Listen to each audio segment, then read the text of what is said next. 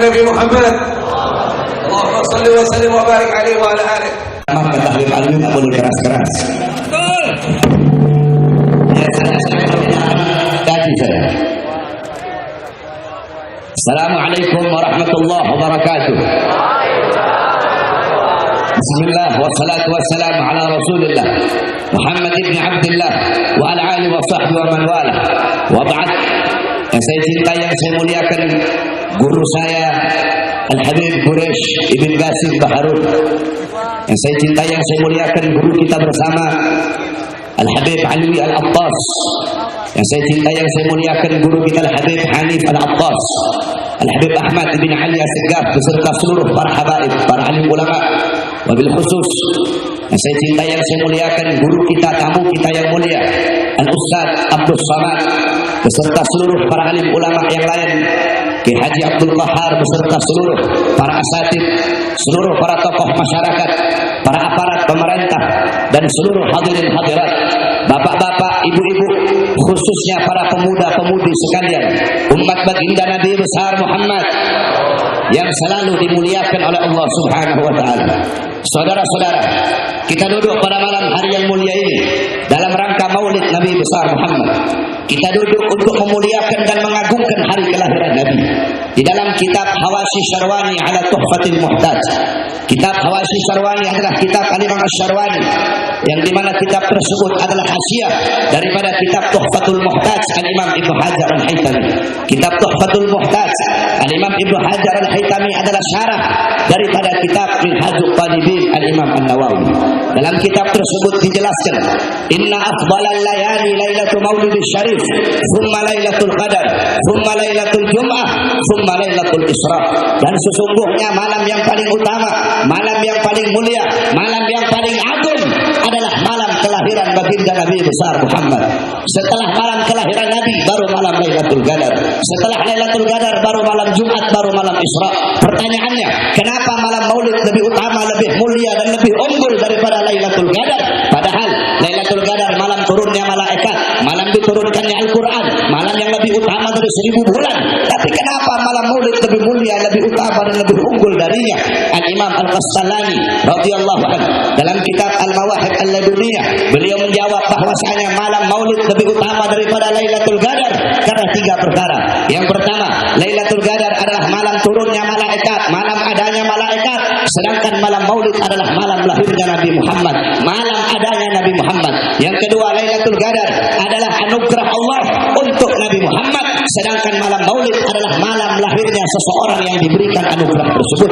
Berarti kalau bukan karena Maulidnya Nabi, tidak akan ada Lailatul Qadar. Yang ketiga, Lailatul Qadar rahmat Allah untuk umat Nabi Muhammad saja, bukan untuk umat-umat yang lain. Sedangkan lahirnya Nabi, Maulidnya Nabi, itu adalah rahmat Allah untuk seluruh alam semesta, seluruh alam jagat raya, seluruh makhluk, dan seluruh umat. Oleh karenanya Abuya Al-Imam As-Sayyid Al-Habib Muhammad Ibn Alwi Al-Maliki Al-Hasani Al-Maki radhiyallahu anhu, beliau pernah menukil syair daripada As-Sayyid Muhammad Amin Qutbi. Qal As-Sayyid Muhammad Amin Qutbi, ya Lailatul Itsnin madha safahat, wahai malam Senin, apa yang telah menyapamu? Kau begitu mulia, begitu agung, begitu wangi, begitu sempurna. Wahai malam Senin, kau menjadi mulia, menjadi agung, menjadi sempurna karena pada mula lahir makhluk yang mulia, makhluk yang agung, yaitu baginda Nabi besar Muhammad. Sampai-sampai saudara-saudara, waktu sahar adalah saatul ijabah. Sepertiga malam adalah waktu dikabulkan doa. Para ulama berkata, kenapa sepertiga malam menjadi waktu dikabulkan doa? Para ulama menjawab, karena Rasulullah dilahirkan di sepertiga malam, sehingga Allah muliakan waktu kelahiran Nabi menjadi waktu yang diijabah doa oleh Allah. Andaikan Nabi lahir ba'da zuhur menjadi saatul ijabah. Andaikan Nabi lahir ba'da asar menjadi saatul ijabah. Oleh karenanya, adanya hari-hari yang mulia, sehingga bagi kami para habaib, hari yang paling mulia, hari yang paling mulia sepanjang masa adalah hari lahirnya Nabi Muhammad. Kenapa? Karena hari lahirnya Nabi itulah yang membuka hari-hari yang mulia dalam Islam. Kalau bukan karena hari lahirnya Nabi, tidak akan ada Idul Fitri, Idul Adha, tidak akan ada Lailatul Qadar, tidak akan ada kemenangan perang Badar, tidak akan ada Fathul Makkah, tidak akan ada Hijrah, tidak akan ada Ramadan, tidak akan ada Muharram, tidak akan ada iman, Islam, Al-Quran. Kalau bukan itu semua diawali daripada hari lahirnya Nabi. Oleh karenanya kita duduk di ini majlis untuk bersyukur kepada Allah atas lahirnya cahaya alam semesta, yaitu baginda Nabi besar Muhammad. Al-Imam Busiri radhiyallahu anhu dalam qasidah Muhammadiyahnya beliau berkata, Muhammadun syukruhu fardun 'alal umami. Muhammad bersyukur dengan adanya beliau, bersyukur dengan lahirnya beliau, wajib bagi setiap umat untuk bersyukur dengan adanya baginda Nabi besar Muhammad. Pada malam hari ini kita duduk di sini untuk bersyukur, untuk bergembira, untuk berbahagia dengan lahirnya Rasulullah. Sayyidina Abbas bin Abdul Muttalib radhiyallahu anhu, beliau pernah bermimpi berjumpa dengan Abu Lahab. Abu Lahab disiksa, diazab dalam neraka kecuali hari Senin. Setiap hari Senin Allah ringankan azab dan siksanya, dari salah-salah jarinya keluar air sehingga dia bisa minum dari air tersebut. Sayyidina Abbas nanya, wahai Abu Lahab, kenapa Allah ringankan azab dan siksamu setiap hari Senin? Beliau menjawab, apa? Abu Lahab menjawab, karena aku pernah bergembira sesaat dengan lahirnya Muhammad. Ketika Muhammad lahir, yang membawa kabar kelahiran Muhammad budakku yaitu Suwaibah. Karena aku senang, karena aku gembira dengan kabar kelahiran Muhammad, yang membawa kabar yaitu Suwaibah aku merdekakan. Karena aku bergembira sesaat dengan lahirnya Muhammad, karena itulah Allah ringankan azab dan siksaku setiap hari Senin. Al-Imam Syamsuddin Ibn Nasiruddin Ad-Dimashqi radhiyallahu anhu, beliau berkata, itu Abu Lahab yang jelas-jelas masuk neraka, itu Abu Lahab yang jelas-jelas kafir, itu Abu Lahab yang jelas-jelas celaka dalam Al-Quran. Allah ringankan azab dan siksanya setiap hari Senin. Maka bagaimana dengan kita, umatnya Nabi, yang beriman kepada Nabi, yang cinta kepada Nabi, kalau kita bergembira seumur hidupnya kita dengan lahirnya baginda Nabi besar Muhammad sallallahu alaihi wasallam. Oleh karena itu yang terakhir, kepada seluruh hadirin hadirat sekalian yang dimuliakan oleh Allah, maka cintai Nabi Muhammad, bahagiakan Nabi Muhammad SAW. Bagaimana cara membahagiakan Nabi? Bagaimana cara menggembirakan Nabi Muhammad SAW? Cara menggembirakan Nabi Muhammad dengan mencintai anak cucu Nabi Muhammad SAW. Sebagaimana dalam Al-Quran, Allah Subhanahu Wa Taala berfirman, Allah berfirman, Qul la as'alukum alaihi ajran illa mawaddatan fil qurba. Katakanlah olehmu wahai Muhammad, la as'alukum alaihi ajran, wahai umat, aku tidak minta balasan apa-apa, aku tidak minta ujrah, tidak minta upah, tidak minta bayaran, aku tidak butuh salawat kalian, tidak. Kamu bersalawat kepada Nabi Muhammad tidak butuh. Kamu bersalawat tidak akan menambahkan kemuliaan Nabi. Kamu tidak bersalawat juga tidak akan mengurangi kemuliaan Nabi Muhammad. Ma madahtu Muhammadan bi qasidati, walakin mudiha qasidati bi Muhammadin. Aku tidak memuji Nabi dengan syairku. Aku tidak memuliakan Nabi dengan syairku, tetapi syairku yang menjadi mulia karena telah memuliakan Nabi Muhammad. Syairku yang menjadi terpuji karena telah memuji Nabi Muhammad SAW. Nabi tidak butuh salawatmu, Nabi tidak butuh apa-apa darimu, illa kecuali satu yang Nabi minta. Satu yang Nabi minta itu pun atas permintaan Allah. Apa itu? Kecintaan kalian kepada Al-Qurba. Siapa Al-Qurba? Orang-orang yang saat ini berada di hadapan kalian, mereka adalah Al-Qurba, yang dimana kata Rasul, hum itrati khuliqu min dinati fawailun lil mukadzibina bi fadlihim man ahabbahum ahabbahullah man abghadahum abghadahullah. Kata Nabi, mereka keluargaku, mereka anak cucuku, mereka diciptakan dari tanahku, maka celakalah bagi orang-orang yang mendustakan keutamaan mereka. Barang siapa yang mencintai mereka, Allah akan cinta kepadanya, dan barang siapa yang membenci mereka, Allah akan benci kepadanya. Nah, saudara-saudara, di Indonesia banyak sekali para habaib. Ada habaib yang tegas, ada habaib yang lembut, ada habaib yang tegas seperti guru kita, imam besar kita, Al-Habib Muhammad Rizieq bin Husain bin Syihab. Ada yang lembut, almarhum Al-Habib Munzir bin Fuad Al-Musawah. Dua-duanya yang tegas dan lembut, dua-duanya mencerminkan kepribadian datuknya baginda Nabi besar Muhammad. Kita orang yang tegas tidak boleh menghilangkan kelembutan Nabi Muhammad. Beliau-beliau yang lembut juga tidak boleh menghilangkan ketegasan baginda Nabi besar Muhammad. 7 tambah 3 10, 5 tambah 5 10, 6 tambah 4 10, 8 tambah 2 10, 9 tambah 1 10. Hasilnya sama, cara pembagian yang berbeda. Begitu juga para habaib. Jikalau habaib yang lembut, para ustaz yang lembut, para kiai yang lembut mengajarkan kita tentang taat, tentang patuh, tentang tunduk, ilmu, amal, wara, khauf, ikhlas, sabar, takwa, istiqamah, zuhud, ibadah, qanaah, maka para habaib yang tegas, para ulama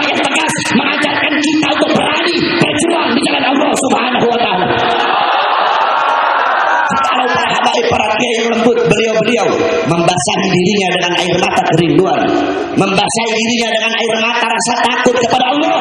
Maka para habaib yang tegas, para kiai yang tegas, mereka membasahi diri mereka dengan darah mati syahid di jalan Allah Subhanahu wa taala.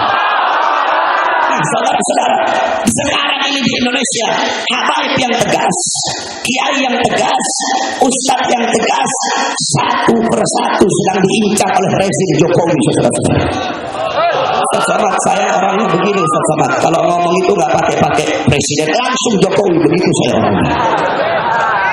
Saudara-saudara, satu persatu Ustaz Alfian Tanjung masuk bui, Ustaz Abdul Somad dideportasi, Ustaz Asri Saman mau dimasukkan bui juga.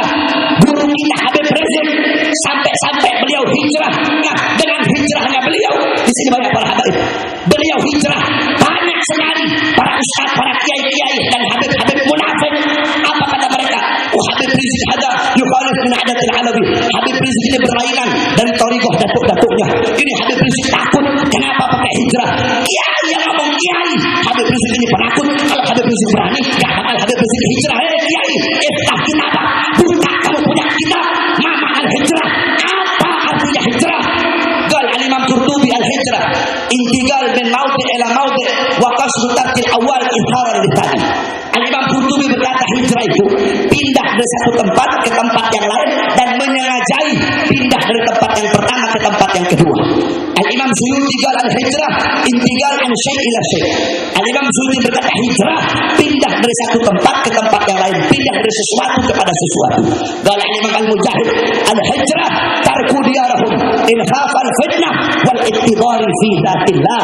Apa kata beliau yang Mujahid? Hijrah, orang-orang yang hijrah adalah orang yang meninggalkan kampung halaman mereka. Mereka pindah ke satu tempat untuk menyelamatkan diri. Mereka pindah untuk menghindari fitnah, kezaliman, wal ittidar dan penindasan yang menimpa mereka. Jangankan Habib Rizik, saudara-saudara. Kami punya datuk Muhajirullah Ahmad bin Isa Ar-Rumi. Beliau tinggal di Irak, Busyauka, Wasatwa, Wahlad Diyar. Beliau orang yang punya kekuatan, orang yang punya kekuasaan, orang yang terpandang, hartanya banyak. Tapi beliau tinggalkan itu semua. Beliau hijrah ke Hadramut. Hadramut tempat yang tandus. Mau nyari apa? Nyari pangkat. Mau nyari apa? Mau nyari tahta. Mau nyari apa? Mau nyari jabatan. Tidak. Untuk menyelamatkan keluarga dan anak cucunya. Kami punya datuk Rasulullah. Di saat orang kafir bersekutu dengan orang munafik ingin membunuh beliau, beliau hijrah, saudara-saudara, bersama Sayyidina Abu Bakar As-Siddiq. Nah, Al-Habib Rizik bin Husain bin Syihab, beliau pergi ke sana. Beliau bukan penakut, tapi Allah, kami para habaib, urat takutnya kami sudah putus. Kami dilahirkan tanpa ada urat takut, saudara-saudara. Beliau pergi ke sana untuk apa? Untuk menyelamatkan kita umat Islam. Loh, maksudnya apa, Beb? Saudara-saudara, andaikan beliau tidak hijrah, terus beliau ditangkap, terus beliau dipenjara, andaikan beliau masuk penjara, demi Allah, bukan cuma Jakarta, Indonesia banjir darah, saudara-saudara. Beliau tidak mau itu terjadi. Beliau rela dimaui orang bilang penakut, diri beliau jadi tumbal, anak istrinya jadi tumbal. Untuk apa? Beliau tidak mau ada pertumpahan darah antara kita dengan pihak sebelah. Kalau saya si otaknya perang melulu. Beliau ini orang bijak, tidak mau ada seperti itu. Oleh karena saya sampaikan kepada kalian, hei Jokowi, siapapun kalian, orang-orang yang menzalimi beliau, siapapun kalian, apapun pangkat dan jabatan kalian, yang perlu kalian ketahui, Habib Rizik bukan hanya milik FPI saja, saudara-saudara, tetapi beliau adalah milik seluruh umat Islam. Oleh karenanya saya sampaikan kepada kalian, siapapun kalian, apapun pangkat dan jabatan kalian, apapun suku dan agama kalian, apapun partai kalian, siapapun, mau Jokowi ke, mau Wiranto ke, mau Luhut bin Sarpanjaitan ke, mau Budi Gunawan ke, mau Tito ke, mau Gatot ke, mau Jenderal ke, mau setan ke, mau iblis ke, siapapun kalian yang menzalimi beliau, yang ingin memenjarakan beliau, maka demi Allah, kalian bukan hanya berhadapan dengan FPI saja, tetapi kalian akan berhadapan dengan kami, umat Islam dan Indonesia. Saya tanya semuanya, siap berjuang di belakang Habib Rizik? Siap bela beliau? Siap berdarah? Siap kehilangan nyawa? Allahu Akbar! Allahu Akbar! Allahu Akbar! Allahumma ansur al-Habib Muhammad Rizik bin Husain bin Syihab من القوم الكافرين من القوم الظالمين من القوم الفاسقين من القوم الفاجرين اللهم انصره فإنك خير الناصرين وسلمه فإنك خير السالمين وصلى الله على سيدنا Muhammad وعلى آله وصحبه وبارك وسلم الحمدلillah rabbil alamin. Yang terakhir saudara-saudara, wasiat saya kepada seluruh hadirin khususnya kaum bapak-bapak. Ini banyak bapak-bapak zaman sekarang, mereka memberi makan anak-anaknya tanpa melihat makanan yang mereka berikan, tanpa melihat nafkah yang mereka cari. Maka jangan heran kenapa anak-anak kamu melotot, anak-anak kamu membangkang perintah kamu. Mungkin makanan yang kamu masukkan makanan syubhat. Kamu tahu para ulama sangat berhati-hati dalam memberi makan anak-anaknya. Salah satunya Al-Imam Al-Haramain Al-Juwaini. Beliau itu pernah ditanya tentang satu masalah. Ketika ditanya satu masalah, beliau tidak bisa menjawab pertanyaan tersebut. Orang-orang nanya, ya Imam, kamu ulama besar, kenapa kamu tidak bisa menjawab pertanyaan tersebut? Apa jawab beliau? Mungkin karena masih ada air susu yang tertinggal. Maksudnya apa? Beliau cerita dulu, ketika aku masih bayi, bapakku sangat berhati-hati memberi makan ibuku yang menyusuiku. Tiba-tiba aku menangis dan aku diambil oleh seorang budak wanita. Budak itu menyusuiku tanpa sepengetahuan orang tuaku. Ketika ibuku tahu, langsung aku diambil. Ayahku masukkan jari telunjuknya untuk mengeluarkan air susu subhat budak wanita tersebut. Mungkin aku tidak bisa menjawab karena masih ada air susu budak tersebut yang tertinggal di tenggorokanku. Ingat wahai para bapak-bapak, ala inna fil jasadi mudghatan idza salahat salaha jasadu kullu wa idza fasadat fasada jasadu kullu ala wahyil qadar. Dalam diri manusia ada segumpal daging. Kalau daging itu baik seluruh anggota tubuh. Kalau daging itu rusak seluruh anggota tubuh. Daging itu adalah hati. Hati tumbuh dari makanan yang masuk ke dalam perut anak-anak kamu. Kalau yang masuk makanan baik, hati anak kamu jadi hati yang baik, tumbuh itu sesuatu yang baik. Sehingga ketika jantung itu mengalirkan darah ke mata, matanya akan memandang hal-hal yang baik. Darah itu mengalir ke tangan, tangannya akan menyentuh sesuatu yang baik. Sebaliknya, kalau yang masuk makanan subhat, apalagi makanan haram, itu hati tumbuh menjadi hati yang haram. Sehingga ketika darahnya ngalir ke mata, matanya memandang perkara yang haram. Ngalir ke lidah, lidahnya suka berdusta, suka berbohong, suka namimah, suka ghibah, suka fitnah. Lari ke tangan, tangannya suka merampas hak orang, mencuri harta rakyat. Lari ke kaki, kakinya suka melangkah ke tempat-tempat yang haram. Maka engkau sebagai orang tua, perhatikan makanan yang masuk ke dalam perut anak-anakmu, sehingga insya Allah anak-anak menjadi anak-anak yang saleh. Amin, amin ya rabbal alamin. Wal afu minkum. Wassalamualaikum warahmatullahi wabarakatuh. Jazakumullah ahsanal jazaa.